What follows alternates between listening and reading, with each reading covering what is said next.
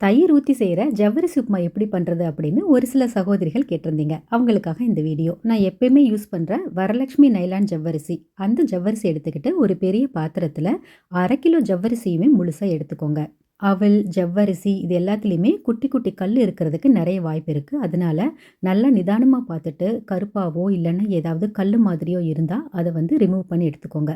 இது ரிமூவ் பண்ணுறதுக்கு குறைஞ்சபட்சம் ஒரு 5 நிமிஷம் டைமாவது எடுக்கும். அந்த மாதிரி க்ளீனாக எல்லாத்தையுமே எடுத்ததுக்கப்புறம் தண்ணி ஊற்றி ஒரு 4 தடவை நல்லா அலசிக்கோங்க.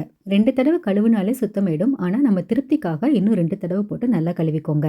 1/2 கிலோ ஜவ்வரிசிக்கு 200 ml நல்லா புளிச்ச கெட்டி தயிர் எடுத்துக்கிட்டு அதை நல்லா தண்ணி ஊற்றி நல்லா பீட் பண்ணிக்கிட்டு கழுவி வச்ச ஜவ்வரிசியில் சேர்த்துக்கோங்க. இதோட 2 டீஸ்பூன் உப்பையும் சேர்த்துட்டு தட்டை வச்சு மூடி வச்சுக்கோங்க. இது ஓவர் நைட் பூராமே ஊறி இருக்கு. இல்லைன்னா மினிமம் 3 to 4 மணி நேரம் ஊறணும். நான் நைட்டே ஊர் போட்டு வச்சுட்டேன். இப்போ இதுக்கு பாசிப்பருப்பு எடுத்திருக்கேன். 1/2 கிலோ ஜவ்வரிசிக்கு 150 to 200 கிராம் பாசிப்பருப்பு எடுத்து அதை நல்லா தண்ணி ஊற்றி கழுவி வச்சுக்கோங்க. நைட்டு பூரா ஊறினதுக்கப்புறம் ஜவ்வரிசி எடுத்து பார்க்கும்போது இப்படி தான் இருக்கும். தண்ணி பூராமே அது இழுத்துருக்கும். நிறைய தண்ணி லெஃப்ட் ஓவரும் இருக்காது. அதே சமயம் ரொம்ப காஞ்சு போயும் இருக்காது. வீடியோவில் பார்க்குற மாதிரி நல்லா இந்த மாதிரி பொல பொலன்னு இருக்கிற மாதிரி எடுத்துக்கோங்க. கழுவி வச்சிருந்த பாசிப்பருப்பை தண்ணி ஊற்றி அடுப்பில் வச்சுருங்க.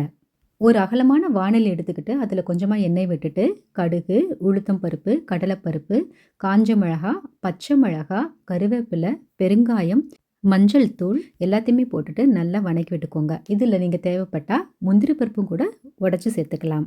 நல்லா ஊறின ஜவ்வரிசியை இதில் கொஞ்சம் கொஞ்சமாக சேர்த்துக்கோங்க. பாத்திரத்தோட சைஸ் நல்லா பெருசாக இருந்தது அப்படின்னா கீழே சிந்தாமல் செய்யலாம்.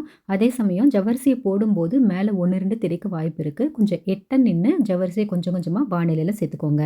1/2 கிலோ ஜவ்வரிசி, 150 to 200 கிராம் பாசிப்பருப்பு, இந்த குவான்டிட்டியில் வந்து 6 பேர் நல்லா சாப்பிடலாம். இதில் மறக்காமல் செய்ய வேண்டிய விஷயம் என்ன அப்படின்னா, நம்ம சாதாரணமாக அடுப்பு மீடியம் ஃப்ளேமில் வச்சுட்டு சமைப்போம். ஆனால் இதுக்கு அடுப்பு வந்து மீடியம்லேருந்து இன்னும் குறைவான ஃப்ளேமில் வச்சு தான் சமைக்க ஆரம்பிக்கணும்.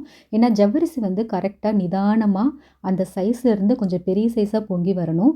ரொம்ப ஃபாஸ்ட்டாக செஞ்சிட்டோம் அப்படின்னா அடிப்பிடிக்க ஆரம்பிச்சிடும், ஒன்று ஒட்ட ஆரம்பிச்சிடும். அப்புறம் அது ரொம்ப ஸ்டிக்கியான கன்சிஸ்டன்சியாக ரொம்ப கொல கொலன்னு ஆற மாதிரி ஆகிடும். அதனால குறைச்ச தீயில வச்சுக்கிட்டே வந்து உப்புமாவை செய்ய ஆரம்பிங்க.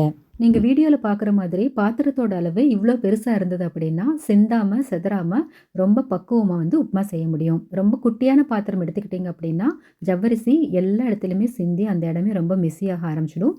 அதனால் சைஸ் வந்து ரொம்ப ரொம்ப முக்கியம். 5 நிமிஷத்துக்கு இடைவெளி விட்டு விட்டு நல்லா இந்த மாதிரி உப்புமாவை கிண்டிக்கிட்டே வந்தீங்கன்னா 3/4வாசி நல்லா வெந்திருக்கும். இப்படி 3/4வாசி வெந்த உடனே அடுப்பை முழுசாக குறைச்சிக்கோங்க. நம்ம இன்னொரு பாத்திரத்தில் பாசிப்பருப்பு வந்து வேக வச்சுருந்தோம். பாசிப்பருப்பு இப்படி நல்லா ஒன்று குத்தலாக வேகினதுக்கப்புறம் அதையுமே நல்லா கிள்ளி பார்த்துட்டு நம்ம சுண்டல் பதத்துக்கு வந்திருக்கும். அந்த டைமில் தண்ணியை முழுசாக வடிச்சிட்டு இந்த பாசிப்பருப்பை ஜவ்வரிசியோடு சேர்த்துக்கோங்க. பாசிப்பருப்பு வேக வைக்கும்போது நல்ல பெரிய பாத்திரமாக உயரமான பாத்திரமாக எடுத்துக்கோங்க.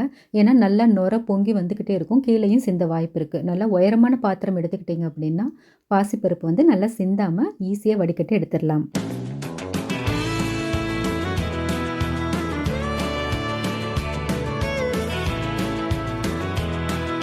பாசிப்பருப்பு ஜவ்வரிசி 2யும் நல்லா கலந்து விட்டதுக்கப்புறம் 5 டேபிள் ஸ்பூன் தேங்காய் துருவலையும் அதோடு சேர்த்துக்கோங்க.